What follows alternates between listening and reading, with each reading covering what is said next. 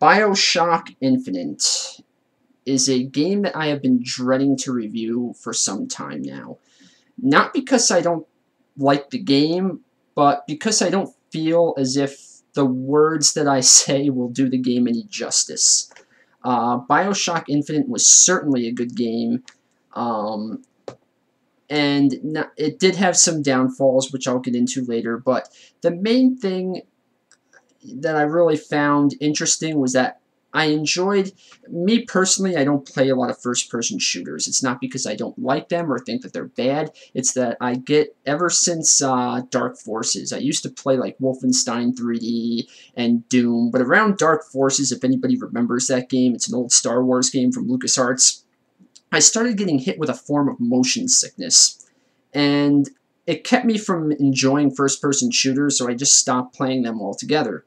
I came back and played Halo 1 and 2 a bit, and Counter-Strike, but never got too into them. But Bioshock Infinite was really different, and maybe that's because the graphics were really good in the game.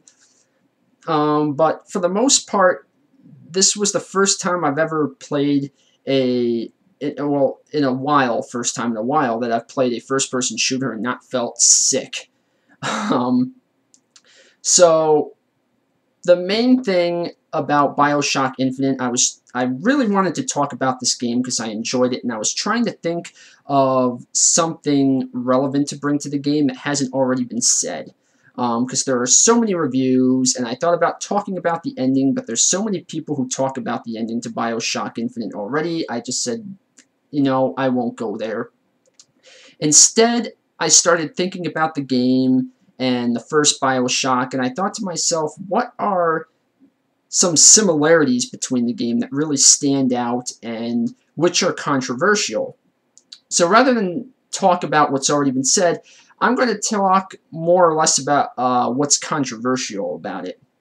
So going back to Bioshock 1, for those who have played it, Irrational and 2K, the people, you know, responsible for making Bioshock, they have had...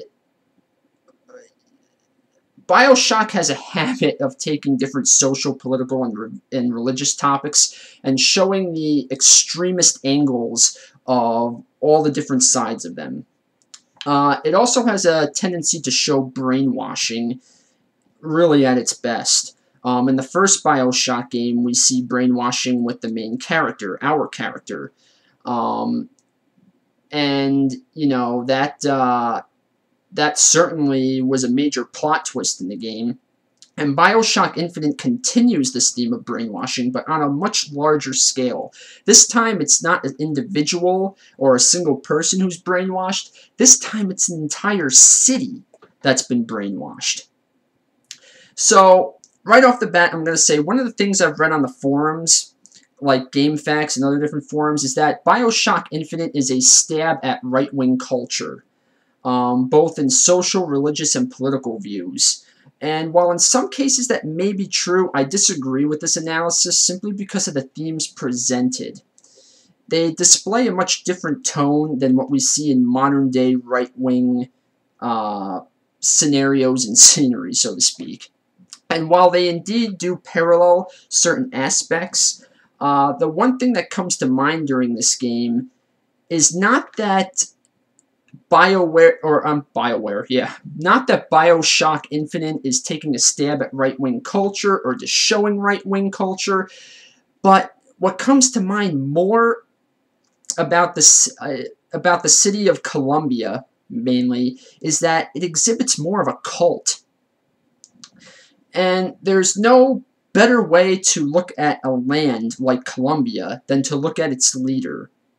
So who is the leader of Columbia? Well, that would be Comstock. And Comstock is an individual who reminds me of some of the cult leaders from the early 1990s. One particular comes to mind. I don't know if any of you are familiar with a cult known as Heaven's Gate. But for those of you who don't know much about it, Heaven's Gate was led by a man named Marshall Applewhite, who literally considered himself to be a prophet. He believed he was related to Jesus and preached that what we knew in the world was inaccurate or misguided. he rewrote history in the way he envisioned it, in both political and religious values, similar to how Comstock made himself to be a prophet and the Messiah of the city of Columbia. Now, granted, Heaven's Gate was a little more complex, especially in the way that people chose to kill themselves.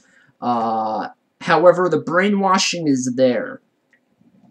And just like the Heaven's Gate people who were willing to commit suicide for their beliefs and for their leader because they believed in him so much, the people of Columbia are willing to throw away their lives just to stop you, Booker DeWitt, who has been preached as the false shepherd.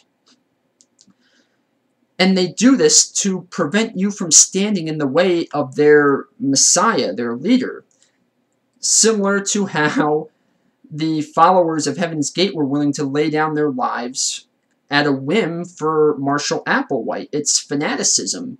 It's believing so strongly in something, no matter how absurd it is, that you are willing to go to whatever lengths to achieve your visionary's success. And no more does the city of Columbia exhibit these signs of a cult than when you look at the, whatever they're called, the kinetoscopes, the little things you look into that were the black and white movie cameras. And you get to watch these throughout the game. And one of the things I found really interesting was we learned that the city of Columbia was once a part of the world. It was a part of America, but it broke away. They are a state that secedes not only from a nation, which is America, they secede from the ideals of the United States of America, but they also secede from a social norm.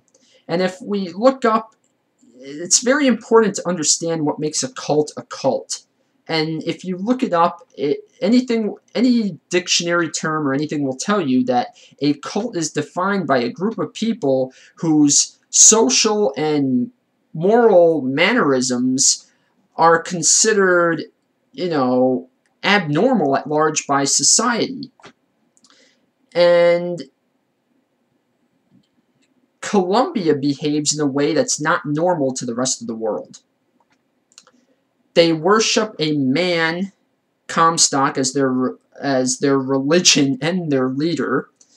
They view the founding fathers as saints and gods, and their religion is completely different from anything here, not only in America, but in the world. Even when the Civil War when the Civil War in Columbia breaks out between the Comstock's loyalists and the Vox, you have almost the religious fanaticism there sort of breaks away from the founding fathers to Abraham Lincoln. And, Abraham Lincoln being viewed as an enemy of Comstock and of Columbia, that's completely abnormal of right-wing views, because I know most right-wings consider Abraham Lincoln to be one of their, shining stars up there with Reagan, but still, the fact that you have one side that's worshiping the founding fathers, Washington, Jefferson, all them, and the other side, Abraham Lincoln, shows just how strange the city's beliefs are. I mean, they're not worshiping gods, they're worshiping mortal men who they believe have been elevated to godhood status. And so their religion is different from anything normally seen here in modern society or the norms. And not just religion, but politics is different from anything here. Society in the society of Columbia is basically that of an imagination. Everyone is brainwashed, and so to claim that this game is a stab at the right-wing culture, as some have suggested, is far from the case, because this isn't a right-wing culture at all. We have a dictator with a non-Christian, narcissistic godlike complex. And so this isn't conservatism or right-wingism that we're talking about. I mean, if we have to take this type of cult and compare it to any political views out there, this is more of a crack at totalitarianism. And it's basically Colombia as a whole is a way, it's a descent. It's a descent of a country where the people are oppressed, not physically oppressed, but they're more mentally oppressed. They have shackles on their ideas, and they are told what to believe and how to do things and how to live their lives, and anyone who ventures outside of this, well, bad things happen. And all of these terrible things, this brainwashing, the control, the total descent of society and of values is covered up by this very early 1900s Southern utopian style look and feel. And Colombia is basically a giant disguise. It's a giant disguise to cover the atrocities that are actually happening in this city. And, you know, you just, it's all over the place in this game. And so when I play Bioshock Infinite, I see a society that is been brainwashed. They are being controlled and told what to do, and they can't see it. It's almost like slavery is easier than making your own choices. Rather than having risk and unequal outcomes, they have the will of Comstock. So that's really more or less what I have to say about Bioshock that I think has not been said in many videos. And in terms of everything else, I mean, it was a fantastic game. I gotta tell you, I really like the character Elizabeth. She was an NPC that did not get in the way at all the entire game. And she found things for you, and her personality was great. I love it if you just sit idle in the game and watch Elizabeth. She looks around. She's not just standing there waiting for you to do something. She's moving around, and she'll, like, her eye will go up, and she'll, like, cringe, and she's constantly doing something. She feels so alive. And that's amazing. And the fact that she, you know, she follows you around and finds items for you, like money or ammo or potions. I mean, she's just a delightful character. She really is. Her personality reminds me of a Disney character. It really does. Like, I can't put my finger on it, but she's a likable character. And, you know, she goes up there as one of, just right off the bat, I enjoyed this character. This was not a character at all that is unlikable. And she was just one of the most fantastic parts of the game. I enjoyed her banter. I enjoyed just everything. And aside from, you know, speaking of her animations and stuff, that brings me to the overall animation style of the game. Fantastic. The game was colorful. I love games that use lots of color.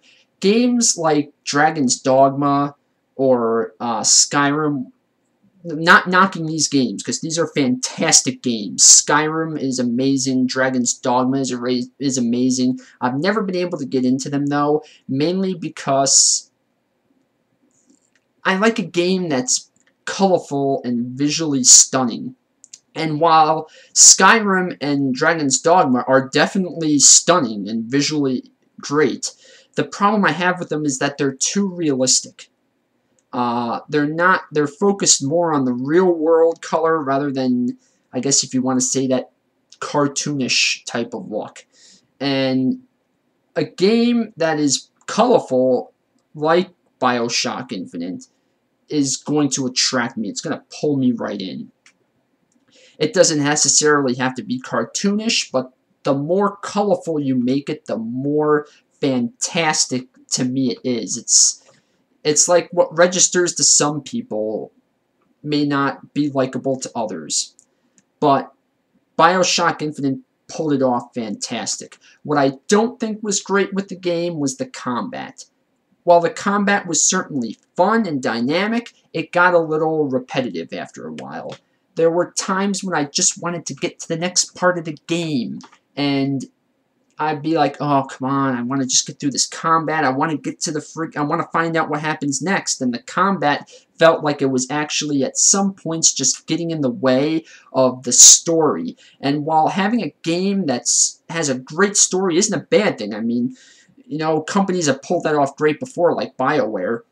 BioWare games were always noted for their stories, not so much their gameplay. This, I felt, was one of those scenarios where the story outshined the gameplay. And when you have that, that does kind of detract a bit from the game, because you just want to get to the next part and you don't want to be basically rehashing all the shooting. So that was one thing I didn't like, and the other thing I didn't like about the game was that damn ghost fight. I think it was Comstock's wife. I don't know if anybody else had a problem with that fight. That fight was grotesque. I feel sorry for the people who had to play that on hard or 1999 mode. That fight was not a challenging fight. That was just over the top. We need to put something hard in here, so let's just put something ridiculous. And just, I don't know, the ghost fight where you had to fight Comstock's wife or whatever, that could have been done better. It really could have. But, you know, those two things aside, those were really my only gripe with the game. I enjoyed the ending. I think Bioshock Infinite pulls the multi-universe, mirror universe, whatever you want to call it for those of you who are Star Trek fans. They pulled it off good, and when you're dealing with parallel universes or, you know, temporal fluxes or anything that has to do with time travel, those things always had to be handled with care, because it's very easy to ruin your form of media by, you know, traveling and creating plot holes and inconsistencies with what happened earlier in the timeline and later. So they really handled it well. So overall, I have to give Bioshock Infinite an 8 out, probably 8 or an 8.5 out of 10. It could have been better if I would have given it the 9 out of 10 or a 10 out of 10 if the combat had been better. But, you know, it's ultimately, you just want to get to the next part of the game. And so, if I were playing through the game again, I would actually probably knock it back down to easy mode instead of medium. I played the game through on normal mode, but if I ever had to play through the game again, I'd probably play it on easy second time around. So, that's my overall opinion on Bioshock Infinite. You know, if you're like, you know, if you want to discuss it, you know, you're welcome to. I'll be watching the comments, and I'd be more than willing to talk about Bioshock Infinite. But that's all I really have to say about the game. It was a great game. I definitely put it in my great games category. I wouldn't necessarily put Bioshock Infinite in the art category, but definitely a solid game. I recommend anyone interested in this game to go ahead and play it. And that's about it. Next time.